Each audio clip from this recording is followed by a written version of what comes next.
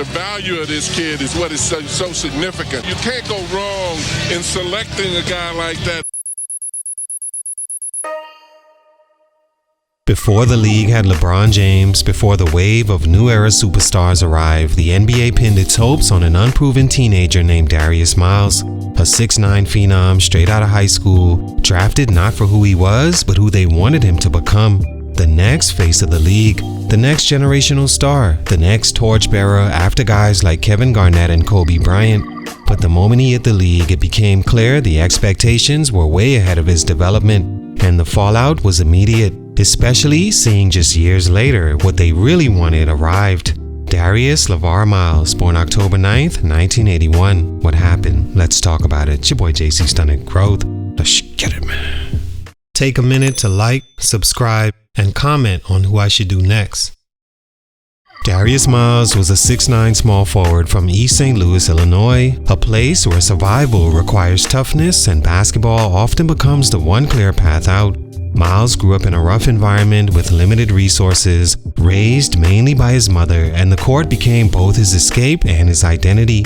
By the time he reached high school, he wasn't just another talented kid in the gym. He was a national attraction, a wiry athlete with long strides, above the rim finishing, and a natural charisma that made crowds pay attention the moment he checked in. He earned McDonald's All-American honors and instantly became one of the most talked about prep players in the country. Scouts praised the upside more than the production, believing his length, quickness, and instincts could translate into a future star with the right development. And because the league had already seen players like Kevin Garnett and Kobe Bryant enter straight from high school and thrive, front offices convinced themselves Miles represented the next teenager built to follow that path. So when the Clippers drafted him number 3 overall in 2000, they weren't selecting who he was at the time. They were investing fully in who they hoped he could become. Stunt number 1, expectations Miles wasn't ready for. Darius Miles' story begins with a pressure almost no teenager could survive. At 18 years old, he walked into the NBA carrying expectations built for a fully formed star. The league wanted the next long, switchable wing who could redefine a franchise, someone in the mold of the modern superstar before that prototype was even normal. Miles had the frame, the speed, the flair, and the highlight package that made scouts imagine greatness. What he didn't have was the foundation. His game was raw, his jumper undeveloped, his reads slowed by inexperience, and his maturity and mental understanding of his role in the NBA's script still years behind the image projected onto him. The NBA didn't care. They treated him like a savior anyway. Instead of giving him a controlled development path, he was thrown into situations that demanded leadership, polish, and consistency he didn't yet possess. The league wanted results immediately, and when those results didn't arrive, the narrative shifted from future superstar to underachiever before he ever had a chance to grow.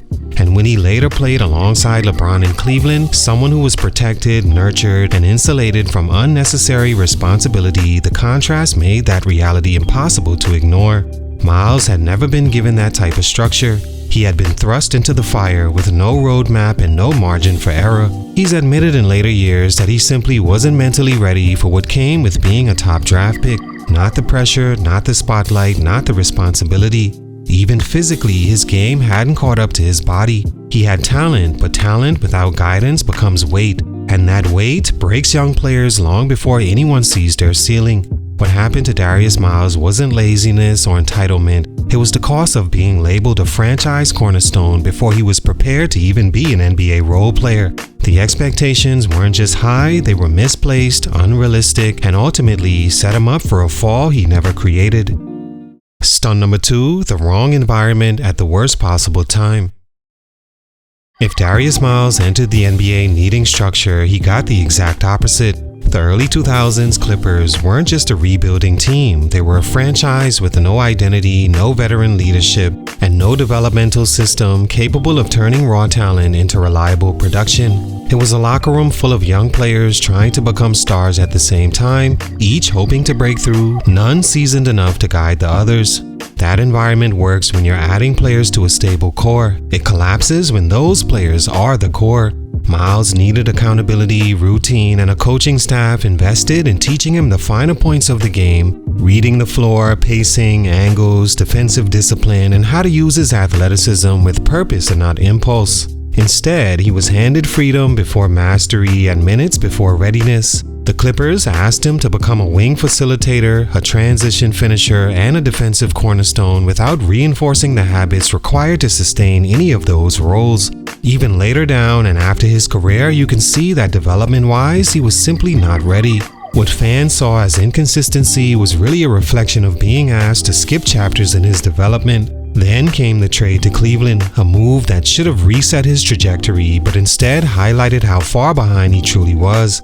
Playing next to an 18-year-old LeBron James didn't give Miles stability, it amplified the gaps in his game. LeBron was sheltered, supported, and positioned correctly. Miles was a leftover piece forced to adjust on the fly in a system designed around someone else's accent. By then, his confidence was already shaken, and the lack of clear direction kept pushing him further from the expectations the league had burdened him with. The NBA is unforgiving to players drafted in the wrong situation. Miles didn't fail because he lacked talent. He stalled because he entered a franchise not built to develop him and never landed in one that could rebuild with those early years damaged.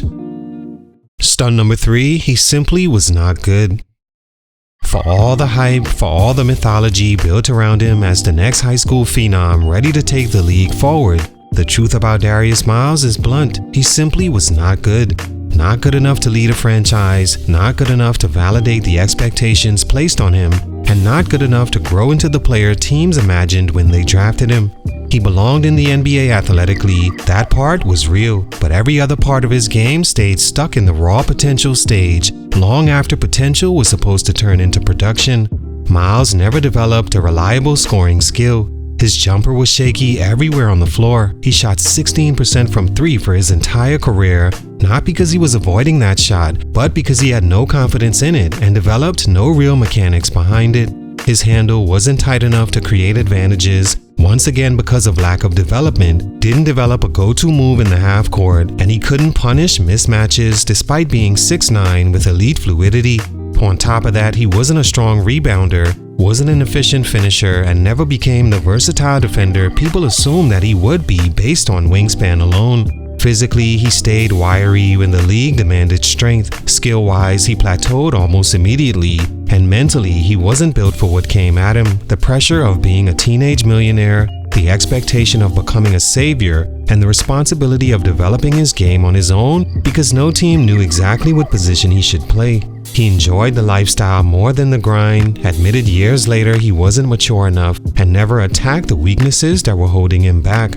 So the problem wasn't that he had no talent, it's that he expected to become a star, playing like a young player who never grew up. And once the league realized what he really was, the slide started and never stopped.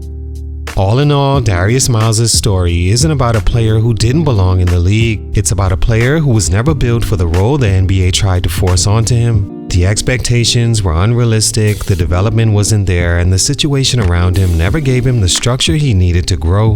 By the time the game demanded more than athletic flashes, he didn't have the foundation, confidence, or maturity to keep up. But what makes his story stand out is how he eventually found his way back after basketball. When the career ended, the money disappeared, injuries piled up, and his mom passed away, he finally confronted everything he'd been running from. He rebuilt himself mentally, financially, and personally. Darius Miles never became the superstar people imagined, but he survived a fall that would have destroyed most players, and that growth is worth more than the hype ever was. Salute, much respect, but for these reasons, his growth was stunted. It's your boy JC Stunted Growth, and I'm out.